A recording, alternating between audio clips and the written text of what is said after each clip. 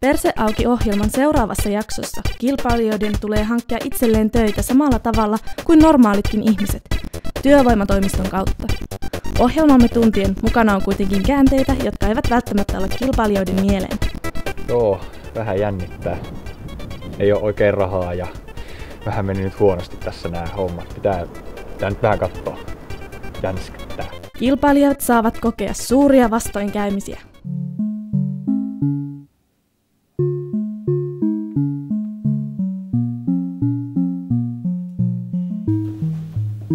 Mä voitan tän jutun!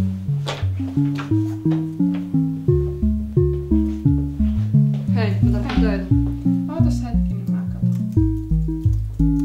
Välikohtauksiltakaan ei vältytä. Joo, täällä olisi puhelinmyyjä, siivooja ja sen se. Hei, en mä ala tommoista honttihommaa tekee. Ei sulla ole vaihtoehtoja. Mitä? Ei sulla ole vaihtoehtoja.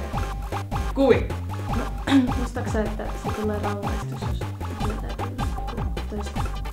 Mikä rangaistus? Hei, näyttäkää niitä sääntöjä! Okei. Voitti.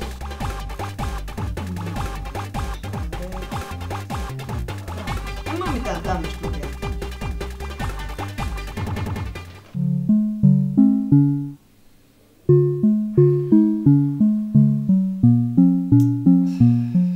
Mihin tähän mun pitäisi tää nimi laittaa? Kestävätkö kilpailijat painetta? Vältytäänkö rangaistuksilta? Luovuttaako taas yksi kilpailija? Katso seuraava Perse auki, niin saat vastaukset näihin kysymyksiin.